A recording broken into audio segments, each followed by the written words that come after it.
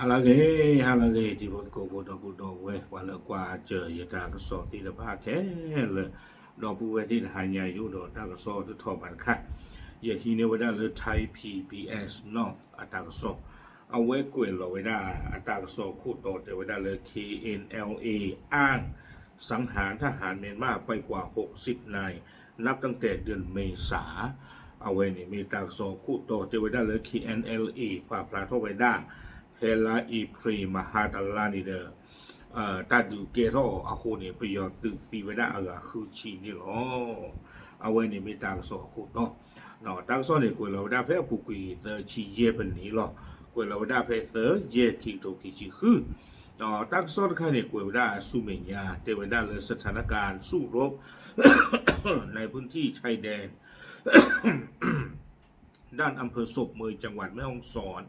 ยังคงต้องระวังต่อเนื่องเทวดาเลยตาดูตาใหญ่และอาเกทวดาตาเลยอย่างช่วงมันเลยตึกกีเย็นกับปลาหรอกนอนเลยเอาไว้ซุมเมท่าแม่ฮ่องสอนแต่คนว่าเราแต่ได้อยู่ก็มันเนาะเลยซุมเมท่าจะกับป่านี้เทวดาเลยเมตาอุตสาเลยปกบ้าปาตู้ปาตาทองโบหรอเนาะแต่ว่าได้เลยล่าสุดเมื่อคืนที่ผ่านมาชาวบ้านแม่สามแลบอำเภอศพเมยจังหวัดแม่ฮ่องสอนได้ยินเสียงการปะทะกันในฝั่งเมียนมา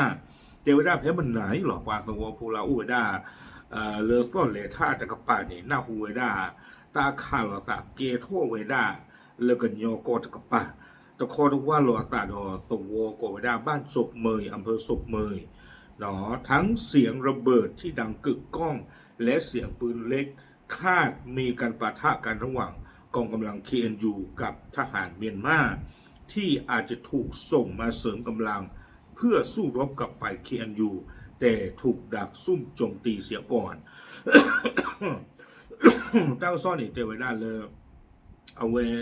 กลูนี่โซ่มีปูเดอโซ่จีกลูปูเดอโซ่จีเตไว้ได้เนาะดอติยาไว้ได้เลยตาขาลตาเนี่ยก็เกเข้าไว้ได้อาสาเลยกันยอตาทุเปลือกตุ้มดูดอไปยอตัวเบอร์เจอบ้านลูกคนนั้นเลยติยาไว้ได้เลยไปยอตัวที่ผ้านี่ปากเชื่อท่ออาตัวที่ผ้าดีต่อเด้อเกเฮคู่เคยไว้ได้เลยกันยอตาทุเปลือกตุ้มดูอัตราล้อเพย์ห้องกวัวเพย์นี่ไม่ใช่โลตาล้อไว้เนี่ยดูไปยออัตราล้อเลี้ยเนาะเลยเอาไว้ได้ตุกี้เยเชียกุยไว้ได้เคลเลยแล้วเราคู่หลอกลวงนี่ที่ผ้านี่บ้านชนะกีเตไว้ได้ตัวตาเฮดบลอใหญ่นี่เด้อปัจจัยไว้ได้หมอนอนแล้วก็ยอตื่นกับปานี่ก็อุโคขาตัวที่ผ้าเลิกเลอโคเนาะกลูปูโซตาดูเกล้าไว้ได้เลิกขี้คอขี้กับปาเบอร์เจอนี่หรอเอาไว้ในเพจมันนานแล้วเนาะไทย PBS นอเตไว้ได้จิจานี่วิบล้อนี่เด้อเอาไว้เล็กได้เกี่ยวกับสุตากิลาอักที่ผ้าเตไว้ได้ด้านสหภาพแห่งชาติกะเหรี่ยง KNUระบุว่ากองทัพปลดปล่อยแห่งชาติกะเหรี่ยงหรือ KNLA ของตนได้สังหารทหารรัฐบาลเมียนมาไปแล้วกว่า60นายตั้งแต่เดือนเมษาเนาะเตไว้ได้เลย KNU กับปาเนี่ยเอาไว้ป่าพลาทไว้ได้อาซึเนาะ KNLA อาซึนี่เด้อเพลาอีพรีนี่ตาดูเกทไว้ได้เลยข้อกัวเพนี่เลยติกีเย่กับปานี่เด้อประโยชน์ตีไว้ได้อะไรคือชีเพลาอีพรีนี่หรอวิวลาเนี่ยจะไม่ได้โดยแผนกประชาสัมพันธ์ของกลุ่มดังกล่าวระบุในแถลงการว่าผู้เสียชีวิต26คนและผู้บาดเจ็บ53คนเกิดขึ้นในช่วงสัปดาห์ที่ผ่านมา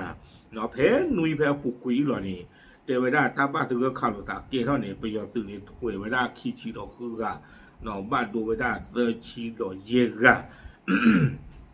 ระหว่างการสู้รบในเมืองผาปูรัฐกะเหรี่ยงตรงข้ามอำเภอแม่เสรียงจังหวัดแม่ฮ่องสอนเนาะตาดูในดูเกเข้าไปได้เลกันยอกอตะกปาเลตุกิเยเลผ้าผู้ตะกปาตะคอทว่าลอตาดอเวมุยูเลยอยู่ก็ตะกปานี่หรอทั้งนี้ระหว่างวันที่15ถึง22มีนาระหว่างกองกำลังของรัฐบาลกับกองกำลังกองทัพปลดปล่อยแห่งชาติกะเหรี่ยงหรือ KNLA เกิดการปะทะกัน9ครั้งเนาะเตไว้ได้เลยติชีเยโตตูไว้ได้แล้วคิโตแล้วลามาสากไว้ได้จิจานี่เนาะตาดูนี่เกเข้าไว้ได้เลยไปยอตื่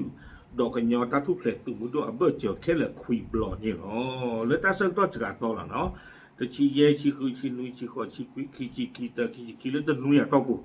เนาะตนุยอะตอกูเพลามาสานี่เตไว้ได้ตาคาลตา เกท่าไว้ได้คุยบล็อกนี่หรอ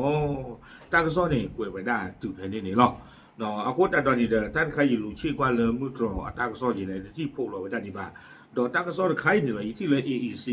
เอาไว้อาเซียนนิวส์นั่นก็เอาไว้พวกเราไว้ได้จีน่ะที่ช่วงนั้นก็เราก็เลยที่นี่ไว้ได้ตากซ้อตะคาโคหรอไม่เลยที่นี่ไว้ได้เพื่อเลยไปเลยดูเจอป่ะเนาะเอาไว้นี่เด้อไม่ไว้ได้